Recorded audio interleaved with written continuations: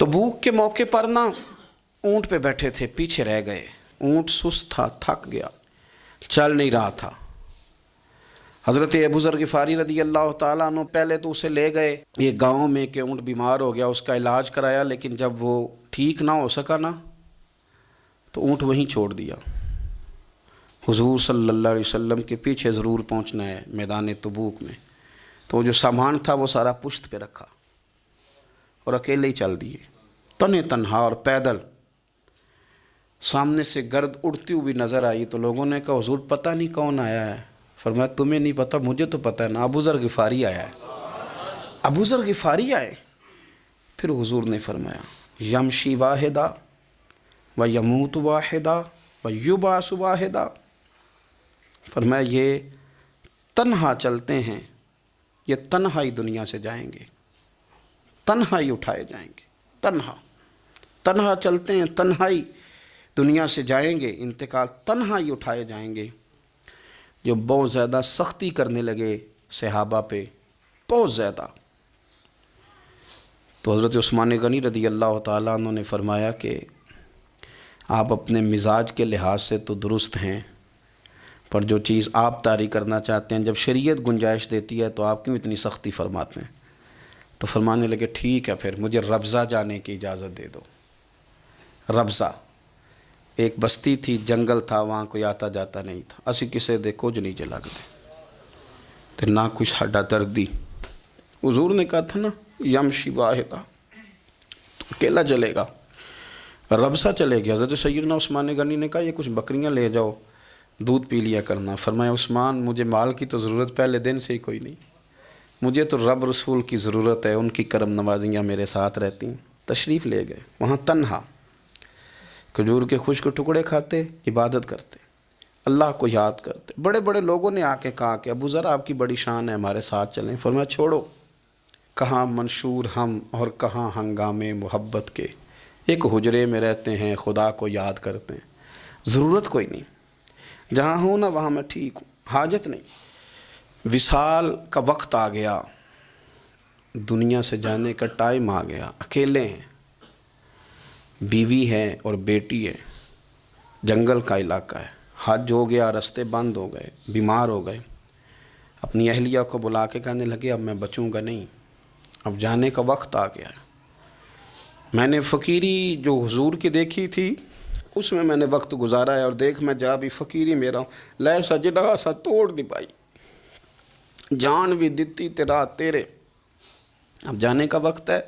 तो इस तरह करना, अगर तेरे पास कोई कपड़ा हुआ तो मुझे कफन दे देना, ना हुआ तो अल्लाह के सुपुर्द कर देना।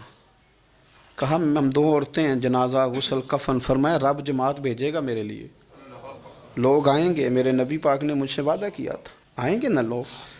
तो अहलिया कहने लगी अबू ज़र आपको कैसे पता है कि आप इस सहरा में इंतकाल कर जाएंगे, अल्लाह शिफा देने वाला है। फरमाने लगे हम 3-4 लोग बैठे थे तो हुजूर ने फरमाया था तुम में से एक शख्स सहरा में अकेला इंतकाल कर जाएगा। तो वो मेरे जितने बाकी साथी थे वो सारे इंतकाल कर गए, अब मैं अकेला ही बचा, मुझे पता है वो मैं ही हूँ। तो तुम देखना तुम्हें कोई ना कोई मिल जाएगा गुस्ल कफन के लिए। आपकी अहलिया कहती हैं कि मैं उठी, कभी दौड़ के मैं बाहर जाती, सड़क पे जाके देखती कोई गुज़र रहा है, फिर मैं आके कहती हज ख़त्म हो गया है, रास्ते बंद हो गए हैं, कौन आएगा जंगल में। फिर मैं आके उनकी तीमारदारी करती, फिर उठ के जाती, फिर मैं आके तीमारदारी करती। अचानक मेरी नज़र पड़ी तो एक छोटा सा काफ़िला आ रहा था, उस काफ़िले में चंद लोग थे और सबसे बढ़कर सहाबी रसूल हज़रत अब्दुल्ला इब्न मसूद भी थे। मैंने उनको इशारा किया तो वो दौड़े आए, कहने लगे बहन क्या है। मैंने कहा यहाँ एक शख्स है, तुम्हारी थोड़ी सी ज़रूरत है उसको। तो अब्दुल्ला इब्न मसूद कहने लगे कौन है बीबी। कहते हैं मैंने कहा कि वो अबू ज़र ग़िफ़ारी हैं। कहती तड़प के रोए अब्दुल्ला इब्न मसूद, तड़प के कहने लगे अबू ज़र मेरे नबी पाक का प्यारा, मेरे माँ भी उस पर कुर्बान, मेरा बाप भी कुर्बान, किधर है जल्दी बताओ। कहती मैं ले आई, 4-5 लोग थे वो।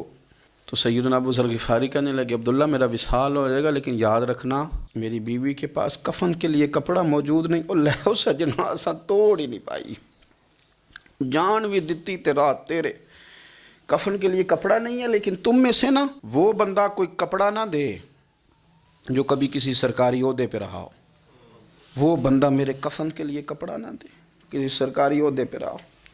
ایک انصاری جوان کہنے لگا ابو ذر میں کبھی کسی عہدے پہ نہیں رہا، اگر آپ میری چادر قبول کر لیں کفن کے لیے تو میں ٹھیک ہے، میں نے نا حضور کے طریقے پر زندگی گزاری ہے، چپ کر کے میرا جنازہ پڑھ دینا اور مجھے کہیں اور نہ لے کے جانا، اسی کسی دے کچھ نہیں جے لگتے تو نہ کوئی ساڈا دردی یہیں کسی صحرا میں جنگل میں یہیں کوئی قبر کھود کے مجھے دفن کر دینا، مجھے جانے نہیں ہے کسی جگہ۔ حضرت عبداللہ ابن مسعود رضی اللہ تعالیٰ عنہ نے جنازہ پڑھایا، اور اس درویش کو جو 5ویں یا 4تھے مسلمان ہیں ان کو وہاں دفن کیا۔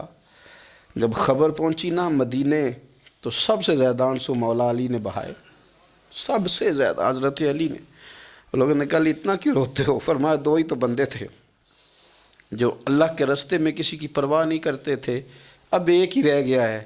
کہا حضور کیا مطلب؟ فرمایا 2 ہی تھے، ایک ابو ذر اور ایک علی، اب اکیلا علی تو رہ گیا، وہ چھوڑ کے چلے گئے۔ حضرت سیدنا ابو ذر غفاری رضی اللہ تعالیٰ عنہ اس عظیم شخص کا نام ہے، سردار قبیلے سے تعلق تھا، بڑے بہادر تھے، پر حضور کو فقیری میں دیکھا تو پھر زندگی اسی فقیری میں گزارتی، اسی فقیری میں، اسی طریقے میں وفا کر کے نا اسی رنگ میں گزار دی، انہی نقشوں پہ رہے۔